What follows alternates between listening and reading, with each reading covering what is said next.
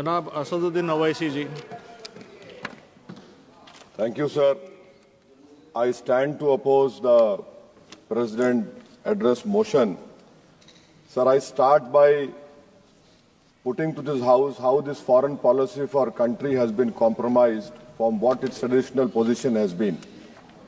Sir, take the case of Palestine. 61,709 Palestinians have been killed. 1,11,588 have been injured. India is a signatory to, India is a part to Genocide Convention, and the Genocide Convention says that anyone who is party to the Genocide Convention must contribute to ensure it prohibits from contributing to genocide and also requires to take steps to prevent it. Sir, not a single hospital is there in Gaza. This country, this great nation of mine, had constructed 2 floors of a library in a university.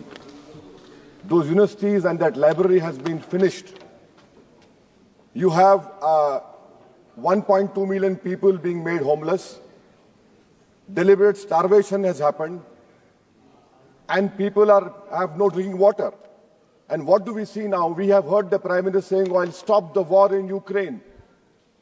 Where is my Prime Minister? Where is this government? Why are they keeping quiet on this genocide which is being perpetrated on the Palestinians?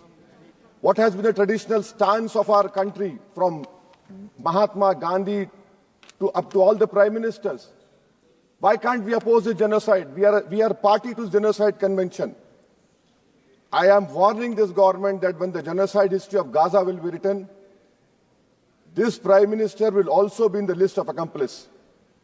I demand from the government that let our country take the responsibility of constructing the health sector in Gaza.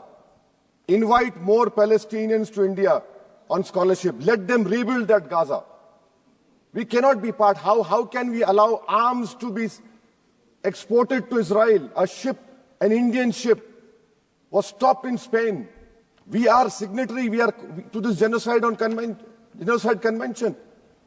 How will history remember us? With what face can we face the world? Sir, second point. India's moral voice is dead in Palestine, sir. It is completely dead in Palestine, sir. Sir, come to China. The army chief in the interview to an English newspaper said rules out any troop cut along LAC. He says no troop normalization can happen. Why are we back to business as usual? Mansarovar Yatra will start, direct flights will start, visas will be issued, Chinese investment will be welcomed with open arms. Can we patrol those 25 patrolling points which we lost? Can we go and patrol in the buffer zones of Galwan, Pong Song Su, Gogra, Hot Spring and Kailash Range? No. With what we have lost 2,000 square kilometers of land. And it is back to business with China. I strongly condemn this step which this government is taking in the fear of China. Come to USSR. Pew Research study had said that 7.25 lakh unauthorized immigrant Indians are in USA and 18,000 are in final list for removal. Are we going to accept all this 7.25 lakh? Are we going to accept this 18,000 who are in final list for removal? How many aircrafts do you require? 300 aircrafts. Can this government has imagined what the loss of remittance?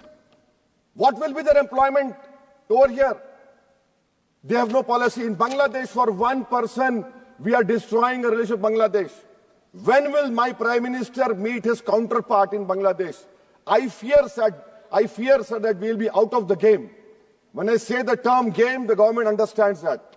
Sir, coming to minorities, sir. In 2023-24, 2,064 crores out of the budgetary allocation of 3,000 crores was surrendered by the Ministry of Minority Affairs. I have been consistently demanding from last 10-11 years that the pre-matric, post-matric merit cup mean should be made demand-driven, and only 2,000 crores required. Because of it not making demand-driven, you have thousands of Muslim students who are out of education. There has been empirical studies like the Kundu Committee which said that the reason for Muslim out-of-school children is financial wherewithal. You're not interested to ensure that Muslim children study. My community has the highest illiteracy rate in women. I have only 3 graduates out of 100. You're after Jamia Millia, you're after AMU. And madrasa you have cut down, yes, you don't read. You have cut down the money on madrasa also. I mean, if you read, you'll know. So why can't you do it, sir? And that is why I say, sir, this PMVJK scheme, come to Mustafabad and Okla and see. You have Mount Everest of garbage which is being dumped right inside a Muslim area. Why? Because it's a Muslim area. And then you have this person who was given birth politically through surrogacy by an institute which has an allegiance to a person who wrote "We Are a Nation Undefined" and bunch of thoughts. That person day in, day out lies. He lies. His whole start point and end is lies only. But what I'm hearing from the ground, which I've seen, a pure organic Muslim leadership will emerge on Wednesday, sir. Sir, I am cautioning and warning this government. I am cautioning and warning this government. If you bring and make a Waqf law in the present form, which will be violation of Article 25, 26 and 14, it will lead to social instability in this country. It has been rejected by the entire Muslim community. No Waqf property will be left. Nothing will be left, I say. You want to make India Viksit Bharat? We want Viksit Bharat. You want this country to take back into 80s and early 90s? It will be your responsibility. Because as a proud Indian Muslim, I will not lose an inch of my masjid. Forget about a masjid. I will not lose an inch of my dargah. I will not allow that. We will no more say and come and give a diplomatic talk over here. This is the house which I have to stand up and say honestly that my community, who are proud Indians, it is my property, not given by anyone. You cannot snatch it away from me. Waqf is a form of a worship for me. Sir, unemployment. Youth unemployment has increased to 45%. I'll give you examples, sir. Mumbai airport, for 1,800 jobs, 15,000 graduates turned up, sir. 15,000 graduates. I must congratulate the Prime Minister. Sir, in Bihar and UP, you see train stations overflow with aspirants every time there's an exam for government. In public sector, oil and gas sector, so 15,700 jobs lost, even though their revenue doubled. Central PSUs eliminated 2.7 lakh jobs over past decade. MSMEs, sir, in April, August 2024, on 11,500 MSMEs would have been shut down. Manufacturing employment fell from 12.6 in 11-12 to 11.4 in 22-23. Sir, in conclusion, what is the government showing us? And I really feel pity for the allies of NDA. Despite their 240, they are irrelevant now. I mean, you can take something here and there, but what about the country at large? What about the youth of this country, which the only nation in the world which has a demographic dividend is India. And this government has failed to uplift the youth. That is why I on the grounds which I have submitted, I oppose this present motion, sir. Thank you. Raghunandan Rao.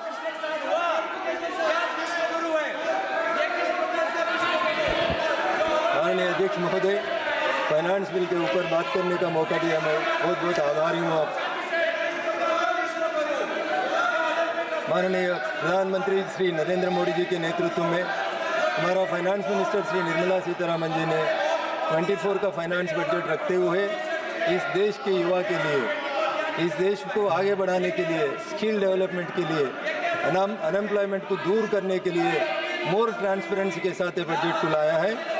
ये bill में जो corporate tax के बारे में बार बार हमारा सांसद लोग बात कर रहे हैं, उन लोगों को मैं ये बताना चाह रहा हूँ, we brought transparency in the income tax wing and as well as in the other departments also, due to which the persons, those who respect the government, has been increased and the number of taxpayers' strength has been increased in this country.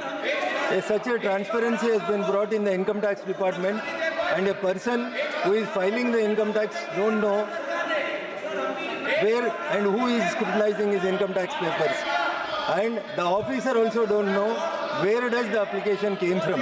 Such a type of transparency is brought in the income tax system.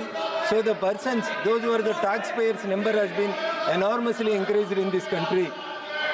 This clearly shows the people of this country are showing the confidence on the government which is led by the Honorable Prime Minister Shri Narendra Modi ji. माननीय अध्यक्ष महोदय, हमारा तेलंगाना राज्य में बार बार इसके पहले जो सरकार था टीआरएस सरकार या जो सरकार 6 महीने के पहले गवर्नमेंट में आया था वो सरकार, ये दो सरकार कांग्रेस की सरकार ही होने दो और टीआरएस का सरकार होने दो, कभी भी स्टेट में कुछ अच्छा हुए तो उन लोग करे बोलते, अगर कुछ बुरा हुए तो वो सेंटर के ऊपर डालने के लिए कोशिश करते रहते। हर बार वो 10 साल का बीआरएस का रूलिंग होने दीजिए, नहीं तो 6-7 महीने को कांग्रेस का रूलिंग होने दो। कोई भी एक बात, कभी भी कुछ राज्य के लिए केंद्र सरकार ने कुछ अच्छा करता, उस अच्छा चीज़ के बारे में इन लोग कुछ भी नहीं करता, बार बार बदनाम की पॉलिटिक्स करना है, उसके अलावा कुछ भी नहीं कर रहा है। अध्यक्ष महोदय, तेलंगाना में 28 crores 88 lakhs 11,000 rupees public money has been spent by the then government, TRS government for 10 years, which was found fault by the CAG department, and CAG said that there is no permission for these 28 crores 88 lakh 11,000 rupees. Even if you come to the Pradhan Mantri Awas Yojana, the central government has given Pradhan Mantri Awas Yojana like other states to the Telangana also. Under the scheme of Pradhan Mantri Awas Yojana, the central government is giving the money, and the KCR says he is giving in the name of 2 BHK, but unfortunately they never say that the central government has given the money under Pradhan Mantri Awas Yojana.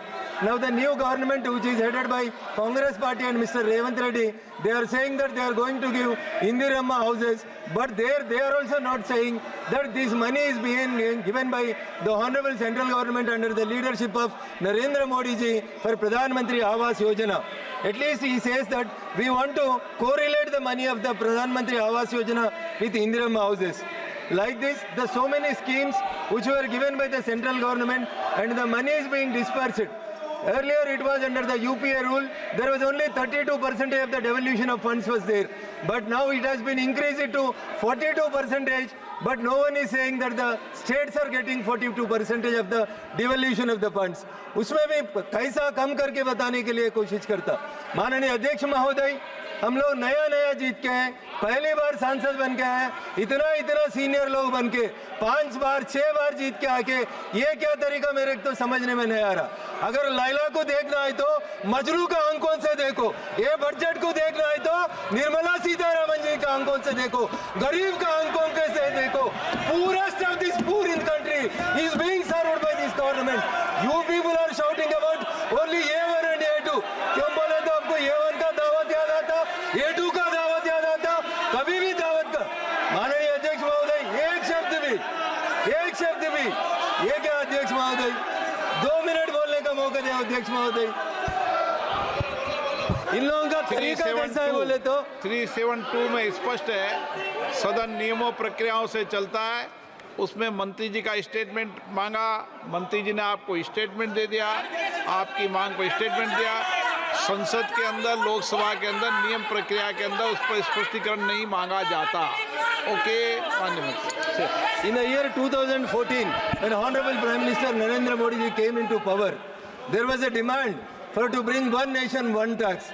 Congress लोग बोलते हैं हमारा सोनिया जी का मानस पुत्रिका, but they failed to introduce the GST bill 2004 and 14. After 10 years of their governance, they can't do the act of GST, but it was brought by under the leadership of dynamic leadership of Sri Narendra Modi ji that the GST was being introduced in this country. In the year 2017, when it was introduced for the first time, for the first month, 68,000 crores of rupees has came as the GST tax in this country, and in the last month it has been grown up to the 2 lakh crores. Your Honor, may kindly see, this is all happening just because of the transparency and the government which is doing all this for the poorest of the poor. But the opposition leaders, they want to always blame the government by saying one or the other thing. माननीय अध्यक्ष महोदय, मैं एक ही शब्द बोल के बोलना चाहते हैं पप्पू यादव जी। अध्यक्ष महोदय, मैं एक ही बात बोल के मैं कंक्लूड करना चाहता हूँ।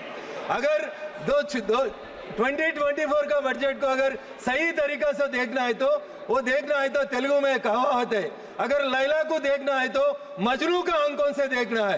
ये लोग ये बजट को देखना है तो पूरा पूरा ऑफ द कंट्री के साथ उसका आंखों से देखना, मगर उन लोग जो नाम लेता ये 1 and 2 उन लोगों के दावतों में कहा के उसका आंखों से देखे थे बजट उन लोगों को समझ नहीं आता। मैं पहली बार जीत के आया, मेरे को ये बजट का फाइनेंस बिल के ऊपर बात करने का मौका दिया, मगर उन लोगों को घंटों का शब्द करने का आवाज और अवसर दिए तो भी उन लोगों को कई शब्द, एक शब्द में उन लोग अच्छा भी बोलने के लिए बजट के मना किया। मगर मैं पहली बार आया तेलंगाना से, जहां टीआरएस और बीआरएस और कांग्रेस पार्टी ने पैसा केंद्रीय सरकार से लेता और बदनाम हमारे को करता। कल का बजट में सिर्फ और सिर्फ 2 पदों के ऊपर 48,000 crores has been given to the Telangana government, मगर वहां हमारा तेलंगाना कांग्रेस का सरकार ने बड़ा फ्लेक्सी लगा के ये बात बोलते तेलंगाना से भाजपा को 8 MP दिया, 8 पैसा भी नहीं लाता। वो 7वीं क्लास पढ़ा, 5वीं क्लास पढ़ा, हमारा सीएम क्या पढ़ा मैं नहीं बोल सकता हूं, मगर जो आदमी जो बजट को सही तरीका से नहीं देख सकते उसको मैं क्या बोल सकता हूं। सर, निर्मला सीतारामन जी ने कश्मीर से लेकर कन्याकुमारी तक हर कंट्री में हर जो स्टेट है, हर स्टेट को इक्वल अपॉर्चुनिटी देके आगे बढ़ाने के लिए जो फाइनेंस बिल लगाया, फाइनेंस बजट लगाया, मैं इसको समर्थन देते हैं। मेरे को अवकाश दिया माननीय अध्यक्ष जी, मैं आपको बहुत बहुत बधाई देते विराम ले तुम। धन्यवाद। पप्पू यादव जी, वो असाउद्दीन आप बैठ जाओ, असाउद्दीन ओवैसी जी को बोल लेने दो। Thank you, sir. आप बैठ जाओ। Sir, thank you, sir. Sir, the threshold of